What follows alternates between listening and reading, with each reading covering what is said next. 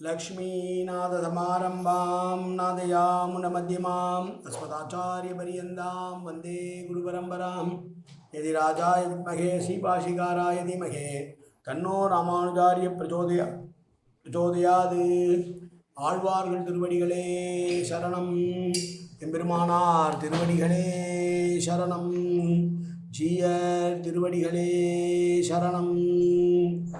यो नित्यमच्युतपदाम्बुजयुग्मरुक्म व्यामोगदस्ततिधरानतृणाय मेने अस्मद्गुरोर्भगवतोऽस्य दयैकसिन्धो रामानुजस्य शरणं शरणं प्रपद्ये.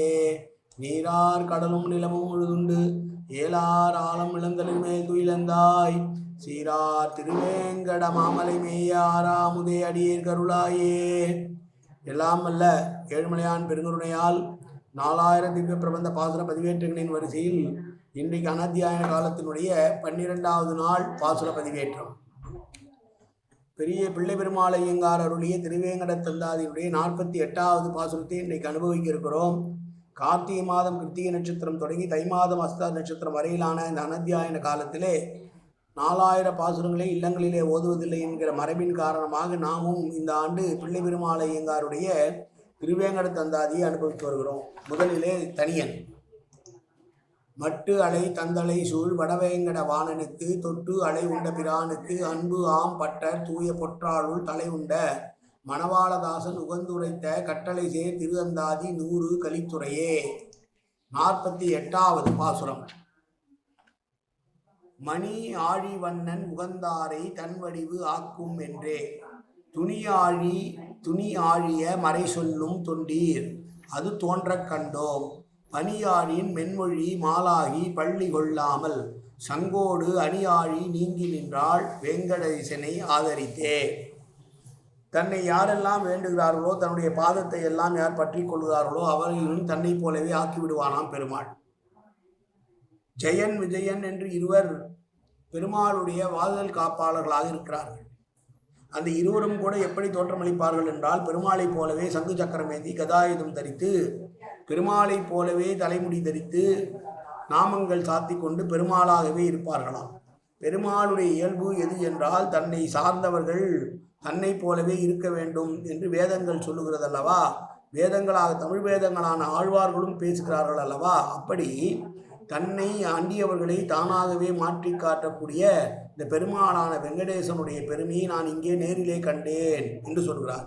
வீணையை வாசிப்பது போல மெல்லிய நாதத்தை எழுப்பக்கூடிய அழகாக பேசக்கூடிய பெண்ணுறுத்தி பெருமாளையே சேர்ந்து அவனடியாளாக ஆனதனால் அவனைப் போலவே படுத்து கொள்ளாமல் நின்று கொண்டே சங்கு சக்கரங்களை அணிந்து கொண்டு நிற்கிறாள். அவளை பார்த்தேன்.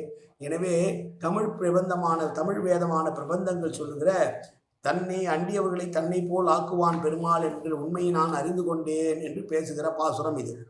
வெங்கடேசனை ஆராதிக்கக்கூடியவர்கள் அவனைப் போலவே ஆகிவிடுவார்கள் என்று சொன்னது உண்மைதான். இங்கே திருமலையிலே இருக்கக்கூடிய பெண்ணுருவியை பார்க்கிறேன். அவள் படுக்க முடியாமல் தவித்துக் கொண்டிருக்கிறாள். பெருமாளை போலவே நின்று கொண்டு அவளும் சங்கு சக்கரங்களை தாங்கியவளாக தானே வெங்கடேசனாக மாறியதாக உணர்கிறாள். அவளை பார்த்தேன் என்று சொன்ன பாசுரம் 48வது பாசுரம். மீண்டும் பாசுரத்தை சேவிப்போம். மணி ஆழி வண்ணன் உகந்தாரை தன்வடிவு ஆக்கும் என்றே துணி ஆழிய மறை சொல்லும் தொண்டீர் அது தோன்றக் கண்டோம் பனியாழின் மென்மொழி மாலாகி பள்ளி கொள்ளாமல் சங்கோடு அணியாழி நீங்கி நின்றாள் வேங்கடேசனை ஆதரித்தே. காயேன வாச்சா மனசேந்திரியர்வா உத்யாப்தனாவா பிரகதேசுபாவாது கரோமியத்த சகலம் பரஸ்மி ஸ்ரீமன் நாராயணாயதி சமர்ப்பயாமி. உடலாலும் உள்ளத்தாலும் வாக்காலும் சகலவிதமான பாவங்களும் தோஷங்களும் நிறைந்ததாக உலகத்துடைய இருந்த போதிலும் அடியேன் செய்கிற நல்வினையோ தீவினையோ அத்தனையும் உன்னுடைய கமலமலர் பாதங்களில் சமர்ப்பிக்கிறேன் கண்ணா. காத்தொள்வாய் கண்ணா, ஏற்றுக்கொள்வாய் கண்ணா. எப்போதும் உன் நாமும் கண்ணா கண்ணா கண்ணா என்ற நாவில் வருவதற்கு அருள் புரிவாய் கண்ணா. சர்வத்திர கோவிந்தநாம சங்கீர்த்தனம். கோவிந்தா கோவிந்தா கோவிந்தா கோவிந்தா கோவிந்தா கோவிந்தா கோவிந்தா கோவிந்தா கோவிந்தா.